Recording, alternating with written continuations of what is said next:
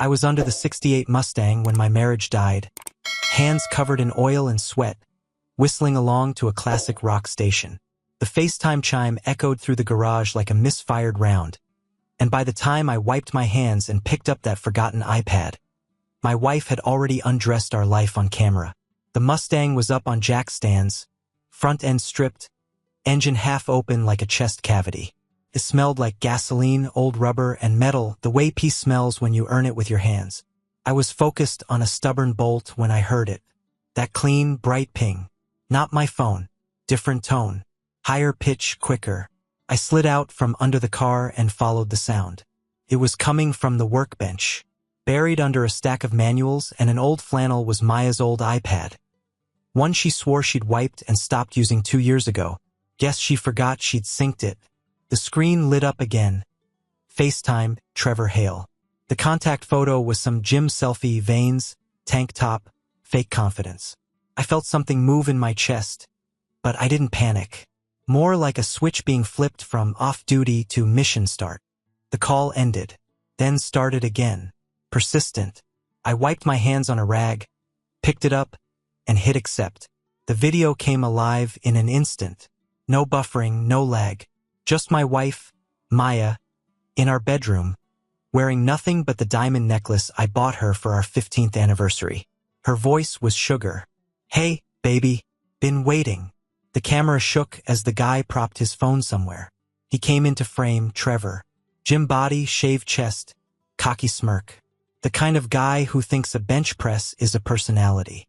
He laughed. "Is your husband home?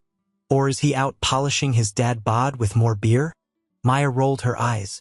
"He's in the garage. He gets lost in that stupid car. He has no idea." She said it like I was furniture. Background. Harmless. My thumb hovered near the red button for half a second. Old instinct said walk away. The new instinct said watch everything. So I watched. Not for the show. For the tells. For names, places, timing, patterns. She mentioned days, hints about hotels, your gym, after court. Trevor bragged about how clueless I was, how I wouldn't last 10 minutes in his workout. I kept my breathing slow. Ranger school teaches you how to be still in the rain for 8 hours without twitching. Watching my wife betray me through a screen didn't even crack the top 10 of hard things I'd done. Halfway through, I reached into the drawer under the bench and pulled out a small clamp stand I used for wiring. I propped the iPad in it, angled just right. With my free hand, I tapped the screen and started the screen recording. Silent. No indication. Evidence, not emotion. They kept going. I kept watching. The more they talked, the more they gave me dates, inside jokes, little codes they thought were clever. She complained about my schedule. He mocked my body, my clothes, my truck. They built a whole fantasy on top of the life I'd paid for. I felt a flicker of something ugly, but I didn't let it spread. Anger is a tool, not a master. When it was finally over and the call ended, the garage went quiet again. Just the distant hum of the fridge and the ticking of the shop clock. The recording was saved. I opened photos. I checked it. Clear video. Crisp audio. Everything. I labeled it opener and moved it to a hidden folder. Then I walked over to the sink, washed my hands slowly, and studied myself in the little cracked mirror above the utility basin. Same face, same eyes, but there was something new sitting behind them, like a man standing up in the back of a dark room. I dried my hands, went back to the workbench, and slid under the Mustang again. The bolt was still waiting for me. Some things in life are predictable. The radio stirred back to life after a commercial. I picked up my wrench, found the socket, and started working that stubborn bolt again. A whistle slipped out, same tune as before. On purpose. Because here's the truth. That night, I didn't lose my marriage. That had been bleeding out for months without me seeing it. That night, I gained something else, information, leverage, clarity. The iPad chimed once more with a message I didn't bother to read yet. I just reached out, powered the screen off, and set it face down. Tomorrow, I'd start sorting through every sync device, every password, every forgotten backup file. Tomorrow, the clueless, beer-gutted husband was going to move like the guy who used to clear houses in the dark. Tonight, I had an engine to rebuild. and whistling kept my hands steady. By the time I tightened that bolt, I wasn't a husband anymore. I was an investigator with a home field advantage. I flipped pancakes the way I used to flip rifles for inspection. Smooth, automatic, emotionless. Across the counter, Maya smiled like she hadn't lied straight into another man's face 5 hours earlier. The morning felt too bright for what I knew. Sun through the windows, coffee brewing, bacon popping.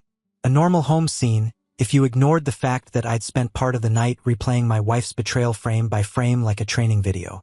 I stood at the stove, spatula in hand, turning pancakes with steady movements. No rush, no tension. A calm man is the hardest to read.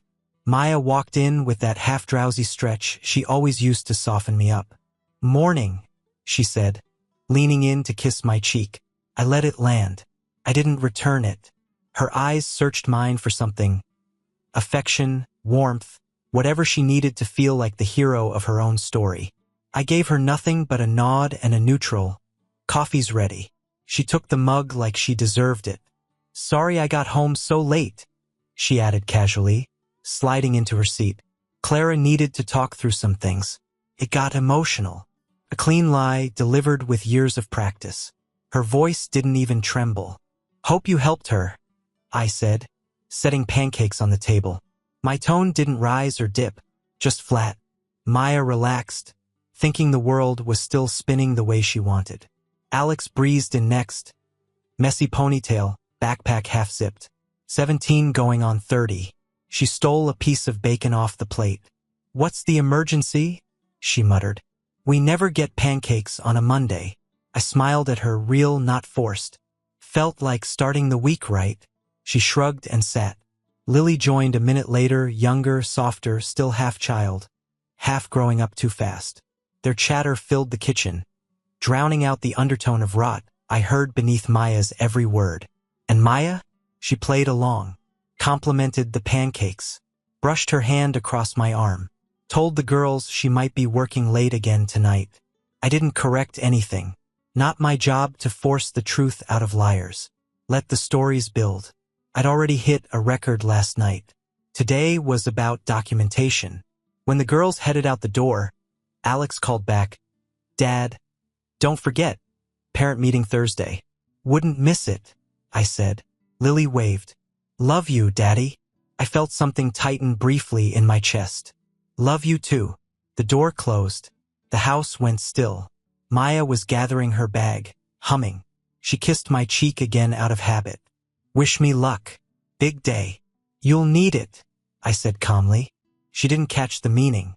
She left, heels tapping down the walkway like a metronome counting down her freedom. I waited a full minute, then another. Then I walked upstairs to her home office. Her laptop was on the desk, half open, like she trusted the world. Anniversary date, password. Of course. The screen unlocked on the first try. Emails, schedules, receipts, calendar invites with coded titles that weren't coded enough. Hotel confirmations, fitness check-in logs. A shared note between her and Trevor filled with inside jokes that made my stomach turn. Not because they hurt, but because of how stupid the two of them sounded when they thought they were being clever. The betrayal wasn't one night. For months. Coordinated. Organized. I took screenshots of everything. Folded them by type. Tagged them by date. I moved with the same discipline I used in overseas operations. Systematic, cold, steady. Next step, her phone. She kept her backup enabled. Amateur mistake. I plugged it into my workstation, cloned the data, then ran the keylogger install. Took less than 10 minutes. I'd done harder things in worse lighting under actual gunfire. By the time I was done, I had, for months of messages, hotel addresses, expense logs, call histories, photos that weren't explicit but were damning enough, voice notes, and a pattern of lies that lined up like perfectly placed dominoes. I leaned back in the chair, exhaling once. This wasn't an affair. This was a second life she built while standing in the ruins of the one I funded. I organized everything into a folder labeled Phase 1, Internal. A soft vibration buzzed on the desk. Her iPad, still synced. A message from Trevor. Miss you already. Same time tomorrow. I took a picture of the screen with my own phone. Then I powered the device off and placed it exactly where she left it. I stood in the doorway of her office for a moment, looking at the neat desk, the framed law degree, the photos of us smiling on vacations she'd spent lying through. Then I flicked off the light. Tomorrow there will be an escalation. But today I played the calm husband who made pancakes. The game had already started, and she didn't even know the scoreboard existed. I spent 3 days watching Trevor's life like a hawk circling roadkill. When I finally knocked on his apartment door wearing my army dress uniform, he answered shirtless and smirking, right up until he recognized my face. Trevor Hale lived in a third-floor unit that smelled like protein powder, cheap cologne, and scrambled priorities. From the outside, the building looked like a place where ambition went to sleep and debt woke up. I tracked his patterns all week. His gym shifts, his grocery runs, the kind of women he flirted with, the hours he played video games loud enough for neighbors to complain. He was predictable, which made him easy. On the 4th morning, I shaved clean, put on my army dress uniform. Ribbons tight, brass polished, shoulders squared. Not nostalgia, just psychological warfare. Men like Trevor crumble when they see a higher standard standing in front of them. I tucked a realistic prop Magnum into a shoulder holster. It wasn't loaded because it didn't need to be. Fear fills in details. I walked up the stairs, boots hitting each step with measured weight. At his door, I knocked twice. He opened it with that gym rat confidence. Shirt off, chest puffed, hair a mess. Then his eyes landed on me. Can I help you? He said, voice already thinning. I kept mine even. You can start by letting me in. He froze. The kind of freeze that happens when the world suddenly stops matching the script in your head. I stepped inside before he decided whether to say yes. The door shut behind us with a soft click. Trevor swallowed hard. Look, man, if this is about your wife. It is, I said. Sit. He sat. I set my phone on his coffee table. Hit the record button. Put it face up so he could see the red light. Trevor Hale, I said. Trainer, part-time influencer, full-time idiot. I'm going to ask questions. You're going to answer them honestly. If you lie, I'll know. If you panic, I'll stop you from making things worse. If you cooperate, you leave this alive and intact. He blinked rapidly. Alive? I didn't respond. Silence is heavier than threats. He broke. Okay. Just tell me what you want. I want you on video acknowledging everything. I didn't force anything, he stammered. I nodded once. Good. Say it clearly. He repeated it, voice shaking. Sweat gathered at his temple. We moved through the timeline point by point. I pressed for names, dates, locations. He spilled them without resistance. He tried to shift blame onto Maya, onto loneliness, onto temptation. I didn't react. I didn't give him the dignity of emotional engagement.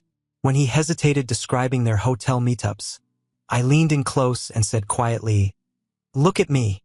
He did. You thought I was a beer-gutted husband who didn't know how to handle himself. Say that part. His throat bobbed. I said that. I'm sorry. I shouldn't have. My hand flashed out, open palm, sharp. The slap cracked the air and sent him leaning sideways, eyes wide and watering. Not from pain, but from humiliation. Good, I said.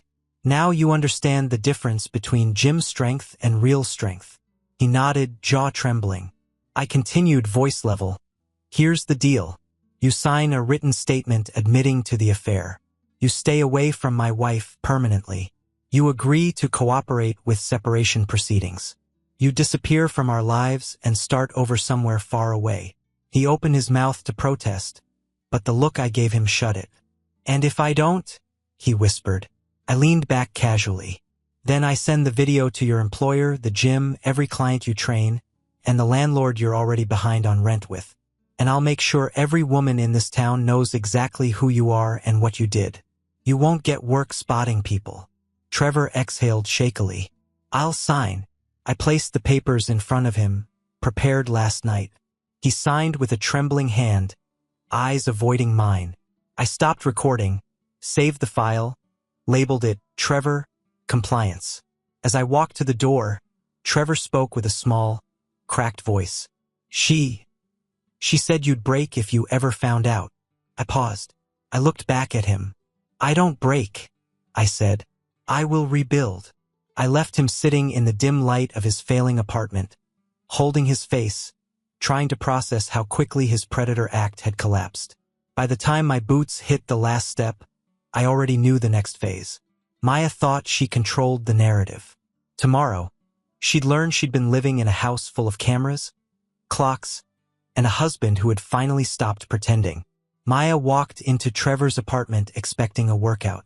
She walked out holding her own signature on documents she never imagined she'd be forced to sign. Trevor's apartment was quiet when Maya arrived. Too quiet for a man who normally lived loud. She knocked once, almost playfully. It's open, Trevor's voice croaked from inside. She stepped in, a gym bag slung over her shoulder. Rough night? She teased until she saw him. Trevor sat on the edge of the couch, shoulders hunched, eyes red, like he'd aged 5 years in 12 hours. His hands trembled. He didn't look at her. What happened to you? She asked, confused. That's when I stepped out of the bedroom. Maya froze. The color drained from her face so fast it was like someone pulled a plug. Ethan, she whispered. Morning, I said evenly. We need to talk. Her eyes darted to Trevor. What did you do? I didn't. He started, voice cracking. I did, I said. Sit. She didn't sit. She was a lawyer, control was her oxygen. She reached for her phone. I let her. She glanced at the screen, saw what I'd already sent to her private email. Timestamps, messages, screenshots, organized like a legal brief. Her breath stuttered. Ethan, please, let me explain. I shook my head once. No explanations today, just the truth. I placed the tablet on the table and hit play. A clean clip, nothing graphic, just their voices, their planning, their mockery, their coordination. Her knees buckled. She sat. Trevor kept his face down, silent. Maya's voice wavered. We can fix this. We can talk. We can go to counseling. No, I said. We're past talking. She tried shifting into lawyer mode, back straightening, tone sharpening. You can't use illegally obtained recordings. I didn't obtain them illegally, I said. You synced all your devices to the same cloud, remember? You handed me everything. Her posture faltered. I slid the separation packet onto the table. You'll sign the preliminary terms. Temporary separation. Asset freeze. Parenting schedule. You'll step back from joint accounts until divorce counsel takes over. She stared at the papers like they were weapons. Ethan, don't do this. You already did. She turned to Trevor, desperate. You told him? Why would you? He didn't tell me, I said. He confirmed what I already had. Trevor flinched. Maya shifted tactics, softening her voice, leaning forward. We can keep this quiet. We can handle this inside the family. For the girls. For your reputation. Please. I didn't blink. Your parents, your law partners, and the school principal already have courtesy copies. Her expression cracked open. Shock, panic, something deeper. You sent it to my firm? She whispered, like the room was imploding. Transparency is healthy in professional environments, I said calmly. She covered her face with her hands. Her career, the thing she prized more than anything, was already sliding off a cliff. After a long minute, she lifted her head. Fine, she whispered. Fine. Give me the pen. Her signature shook. Not much, just enough for her to know she'd lost control. When she finished, I collected the documents, placed them neatly into a folder, and stood. Trevor's voice crept out. Am I done? You were done before I walked in, I said. Maya didn't look at him. She couldn't. As I walked out, Maya called after me. Quiet, breaking. Ethan, please, don't destroy my life. I paused in the doorway. I'm not destroying anything, I said. I'm just letting the truth breathe. Then I left her there, in the dim light, surrounded by the evidence she created herself. By sundown, the fallout had already begun. Her firm called, her parents called, her colleagues texted condolences disguised as curiosity. Her reputation didn't just crack, it collapsed under the weight of her own choices. And I didn't raise my voice once. I sat at Murphy's bar drinking water while the place buzzed with whispers about Maya. I didn't fan the flames, just let the wind carry them. Murphy's is the kind of place where the lights are too dim, the booths too cracked, and the regulars too invested in each other's business. It's also where sympathy moves quicker than gossip, but only if you let people see you standing upright. I walked in the next afternoon, not hiding, not performing. I took my usual seat at the corner of the bar. "Rough week?" Mike the bartender asked quietly. "Something like that," I said, calm as concrete. He gave me a look, the kind men give other men when they recognize real pain but know better than to poke at it. He slid a glass of water my way. "On the house." I nodded my thanks. It didn't take long. Whispers started at the far table, then the jukebox side, then at the pool tables. They weren't cruel, not yet. Just curious. People love a story where the quiet guy turns out to be the one holding all the cards. I didn't embellish, didn't rant. When someone finally asked if everything was okay at home, I shrugged. "Just dealing with some things," I said, voice level. I steady. That was enough. By the time the lunch crowd rolled in, the story had grown legs of its own. Not the details, just the shape of it. Ethan's wife cheated. Ethan stayed calm. Ethan's handling it like a man. Sympathy shifted fast. People slapped my shoulder as they passed. "Hang in there, brother. You didn't deserve that. Anything you need, you let me know." I didn't encourage any of it, but I didn't deny it either. Truth doesn't need armor once it's visible. Meanwhile, Maya was learning the other side of small-town gravity. She walked into the country club that afternoon and was told they were reevaluating her membership. The yoga studio emailed her about creating a more positive environment. Even the grocery store clerks, kids she'd lectured about bagging produce wrong, kept their distance. She wasn't being punished. She was being seen. At home, the fallout hit harder.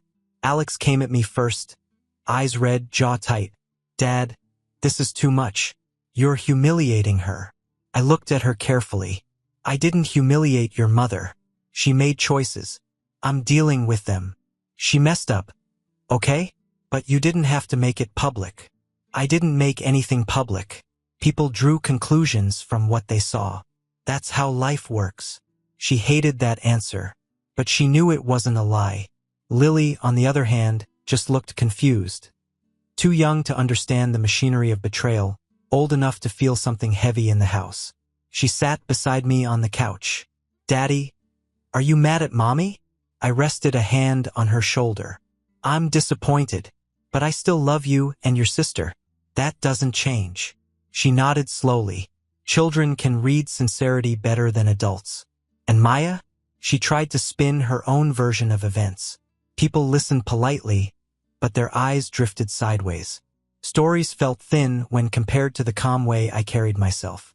I didn't argue, didn't defend, didn't clap back. I let silence work.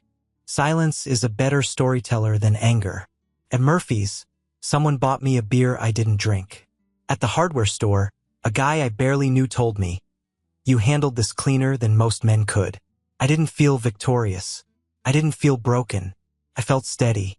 By the end of the week, the whole town had chosen its sides, not out of loyalty, but out of instinct. People know authenticity when they see it, and they know when someone's narrative is held together by excuses. I never once told my side.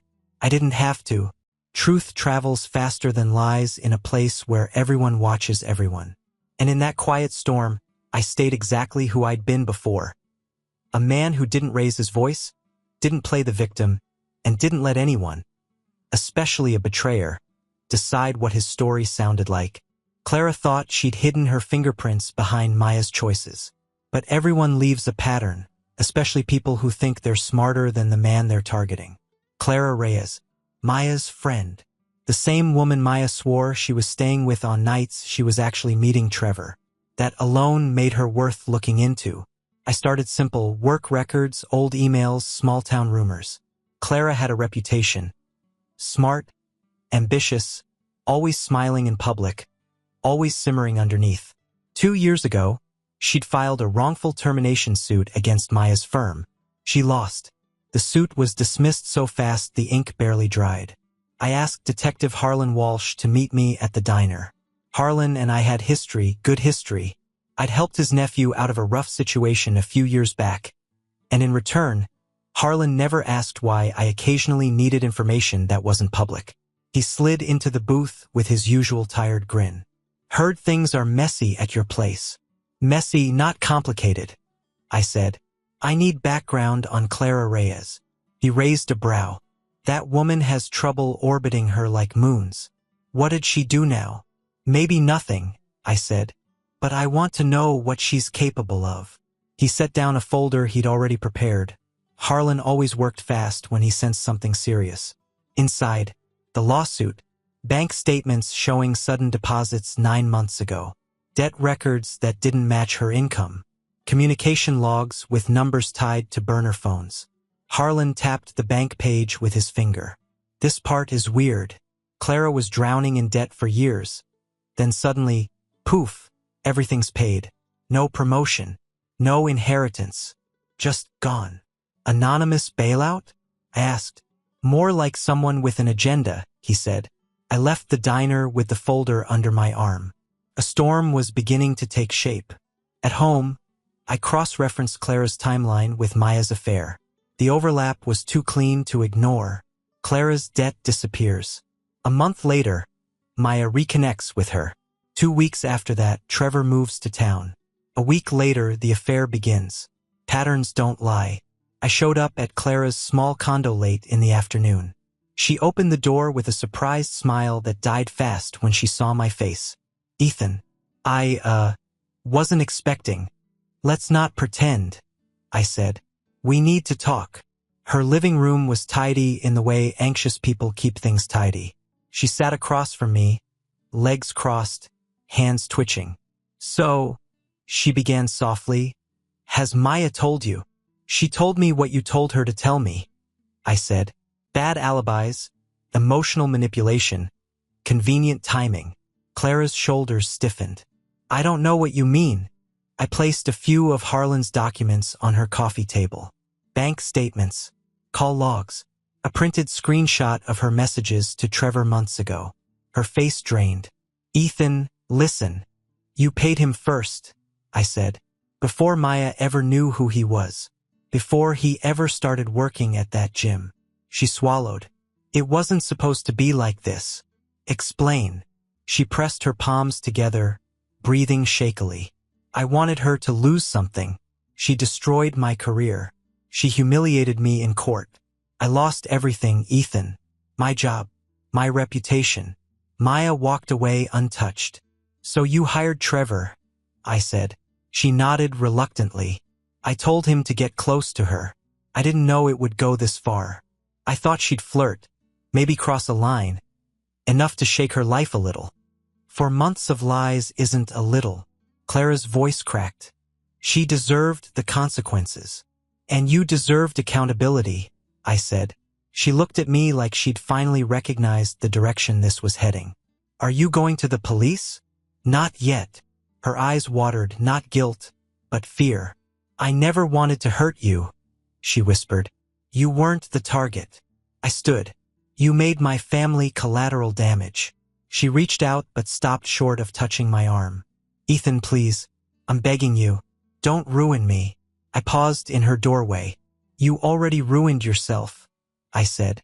I'm just uncovering it. As I walked away, Clara slumped into her chair, shaking. She knew what I knew. Her web had snapped, and she was caught in the center of it. By the time I reached my truck, my phone buzzed. A text from Harlan. Call me. It gets worse. I stared out at the fading light, feeling the pieces lock together. Maya betrayed me. Trevor used her. But Clara? She built the entire operation. Tomorrow they would all face the truth together. And I'd be the one placing the evidence on the table. I invited all three of them to the lakeside house because lies fall apart faster when they're trapped between four walls. By the time the sun touched the water, every one of them had signed their surrender. The lakeside house wasn't mine. It belonged to a client who owed me a favor, the kind of guy who didn't ask questions. Remote, quiet, no neighbors, perfect for clarity. I arrived early, checked the cameras I'd placed, 2 inside, 1 outside. Not for intimidation, for record-keeping. People behave differently when truth is documented. At noon sharp, Maya arrived first. She stepped out of her car looking worn, like the last week had aged her a year. She approached cautiously. "Ethan, why here?" "You'll see," I said. No emotion, no coldness either, just steady. Next came Clara, driving slowly, hands clenched on the wheel. She spotted Maya and froze, realizing this wasn't going to be a private apology or negotiation. Last was Trevor, walking up stiffly, eyes darting everywhere but our faces. He looked like a man trying not to crumble in public. I led them inside. The living room overlooked the lake, calm water, bright sky, the kind of view that humbled people. I didn't offer seats. I let the tension settle until no one could pretend comfort. Then I placed a thick folder on the table. "Here's why we're here," I said, opening it. Everything, every message, every receipt, every timeline, every bank transfer, every piece of evidence. Maya swallowed. Clara went pale. Trevor looked like he wanted to sink into the floor. I started with the financial records. Maya's missing funds, the quiet transfers, the expenses she couldn't explain. I didn't accuse. I laid out numbers, dates, and signatures. Maya tried to talk. "Ethan, please, just listen." "I am listening," I said, "and I've heard enough." Next came Clara's part, her payments to Trevor, her messages encouraging the connection, her plans. Clara tried to hold herself together, but the reality of everything she'd set in motion broke through. "It wasn't supposed to destroy your family," she whispered. "You underestimated the weight of your own actions," I said. Finally, Trevor. I showed his signed statement, his recorded admission, his attempt to shift blame onto everyone else. He didn't argue. He didn't have the spine. The room was silent except for the soft hum of the fridge. I let the quiet sit. Quiet shows people their reflection better than words. Then I gave them the deal. "You're each going to sign 3 things," I said. "No negotiations." I placed the documents on the table.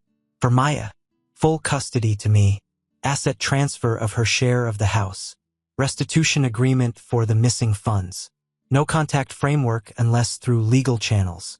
Her voice cracked. "You're taking my girls away?" "I'm protecting them," I said. "You'll still see them, but I'm not risking their stability anymore." Tears welled, but she didn't argue. She knew the evidence was overwhelming. For Clara, a written confession of her involvement, agreement to permanently leave town, commitment to repay the stolen client funds she encouraged Maya to misuse. Clara's voice was barely a breath. I can't start over again." "You already did once," I said. "This time, you do it without dragging others down." For Trevor, a signed exit from involvement with either woman, a statement acknowledging his role, agreement to dissolve all ties and leave the area for his own safety and theirs. "I'll sign," he said immediately. "Just give me the pen." Clara signed next, hands trembling. Maya took the longest. She stared at the papers like they were the final pages of a book she didn't know she'd written. After a full minute, she signed. The room let out a breath none of them realized they were holding. I collected the pages calmly, slid them into the folder, and closed it. "This ends today," I said. "All of it." Maya looked at me like she didn't recognize the man standing in front of her. Maybe she didn't. Maybe that was the point. Clara wiped her face, grabbed her purse, and left quietly. Trevor followed, holding his signed papers like an eviction notice from his own life. Maya stayed behind for a moment. "Ethan," she whispered, "am I the villain in your story now?" I met her eyes. "No, you're just someone who ran out of excuses." She bowed her head and walked out. I stood alone in the quiet house, listening to the soft ripple of the lake outside. Not victory, not triumph, just closure. The kind a man earns by staying steady when everyone else crumbles. Alex sat beside me on the dock with a look that cut deeper than anything Maya ever did. "Dad, are you the good guy or the bad guy in this story?" The sun was sliding low when I finally left the lakeside house. I didn't want to go home yet. Not because I was running from anything, but because I needed a moment where no one wanted answers. Alex asked if she could ride with me. She didn't say why. She didn't need to. We ended up back at the lake. Just the two of us, sitting on the edge of the dock. The water was dark and calm, barely moving. She hugged her knees, watching the surface ripple around the posts. She didn't look at me when she spoke. "Mom texted," she said. "Yeah," I asked. "She said you trapped her. Said you humiliated her. Said you made everything worse." I didn't react. Alex kept talking. "She also said none of it would have blown up if you hadn't told people." "I didn't tell anyone," I said. "People saw things and made up their own stories. Your mom lost control of the narrative, that's all." Silence again, the kind that presses against your ribs. Finally, she turned her head, eyes sharp and scared at the same time. "Dad, are you the good guy or the bad guy in this story?" I took a breath. Not heavy, not dramatic, just steady. "Good guys and bad guys are for movies," I said. "In real life, there are people who act, and people who hide. Your mom hid from her mess for months. I stopped hiding from it." She didn't respond, so I kept going. "I didn't want any of this. I didn't plan it. I didn't enjoy it. But I wasn't going to pretend everything was fine while the truth burned through our house. I did what I had to do to protect you and your sister. Protect our future. That's all." Alex looked back at the lake, chewing her lip. "She's still my mom," she whispered. "And I'm not taking that away from you," I said. "You're allowed to love her. You're allowed to be angry at me. You're allowed to be confused." A tear ran down her cheek. She wiped it quickly, hoping I didn't see. I saw anyway. "Alex," I said, "I don't need you to pick a side. I just need you to remember one thing. I didn't walk away. I didn't lie. I didn't run. I stayed. That's what I want you to judge me on." She finally leaned against my shoulder. Not a hug, just contact. The kind you give someone when you're trying to rebuild trust plank by plank. "You scared me today," she said softly. "Not because you were angry, but because you weren't." "I wasn't angry," I replied. "I was focused. That's what scared me." Fair. We sat there until the sun dropped behind the trees, painting the lake gold and then blue. Before we left, she said one more thing. "I think I understand you better now. Not everything, but more than before." I nodded. "That's enough for today." As we walked back to the truck, I realized something I hadn't felt in weeks. Not victory, not relief, just the weight of being responsible for more than myself. A weight I was willing to carry. The town moved on. The scandal didn't, but I didn't need applause or pity. Just space, silence, and a garage where things made sense. Fallout doesn't happen all at once. It hits in waves. The first wave was professional. Maya's career didn't collapse overnight, but the cracks spread fast. Her firm couldn't keep her. Too much liability, too much noise. Losing a high-profile client's trust was one thing. Being caught in personal misconduct was another. She moved 3 towns over, took a job as a paralegal. Smaller office, smaller paycheck, smaller nameplate. It wasn't cruelty. It was a consequence. Clara's wave was harsher. Harlan dug deeper. Too deep for Clara to wriggle out. The financial records she helped manipulate tied her to federal charges. Embezzlement, fraud, conspiracy. She pleaded out to avoid worse. The day she reported for prison, she didn't look like the mastermind who once tried to orchestrate the downfall of a woman she envied. She looked like someone who finally ran out of lies to stand on. Trevor disappeared. No forwarding address. No goodbyes. Just gone. Probably to another state with a fake smile and a lighter ego. I didn't waste time tracking him. His part of the story was finished the moment he signed his paperwork. But the second wave, the personal one, was slower, harder. Alex spent weeks sorting through her anger. Not at what happened, at how it changed everything she thought she knew. Some nights she barely spoke. Some nights she asked 100 questions. All I could do was answer what I could and let her build her own understanding brick by brick. One night, she knocked on my door. "You're doing your best," she said quietly. That was it. But it was enough. Lily bounced back faster, kids do. She asked where Mom was living now and asked if she could visit sometimes. I told her yes, because despite everything, I wasn't going to teach her that mistakes make someone unlovable. I kept the house. Keep the rhythm. Keep the structure. Morning routines. School drop-offs. Dinner at 6. It wasn't flashy, but stability never is. Work changed too. Word spread, quietly, respectfully, that I had a talent for uncovering what others tried to hide. Not gossip. Not a scandal. Real investigations. Corporate leaks, insurance fraud, security breaches. Clients came to me with hushed questions and thicker envelopes. I didn't advertise. I didn't need to. Some nights, after the girls were asleep, I'd head to the garage. The '68 Mustang waited under the lights, hood open, parts laid out like a puzzle that made more sense than people ever would. The engine didn't care who betrayed who, didn't care who lied, didn't care who walked away. It only cared about pressure, torque, timing. Honest rules in an honest space. The nights were quiet but not lonely. I'd hum or whistle. Sometimes Alex would wander in, sit on the old stool and ask about tools. Sometimes Lily would run in just to tell me her day. I didn't force anything. Our life reshaped itself naturally, slowly, the way metal bends under steady heat. Years later, people would still bring up the scandal, they always do. Someone at Murphy's would offer sympathy I didn't need. Someone at the hardware store would mention how strong I'd been. Strength has nothing to do with it. I wasn't trying to be strong. I was trying to stay standing. And I did. I never remarried. Not out of bitterness, just clarity. My life wasn't missing anything. My daughters grew up. My work steadied. My nights became predictable in a way I found comforting. Not dull. Sometimes, late in the garage, leaning over the engine I rebuilt with my own hands, I'd think about everything that happened. Not with regret. Not with pride. Just with acceptance. Because heroes and villains are for stories told in loud rooms. Real life has survivors. And when the smoke cleared, I wasn't the hero, and I wasn't the villain. I was the one still standing.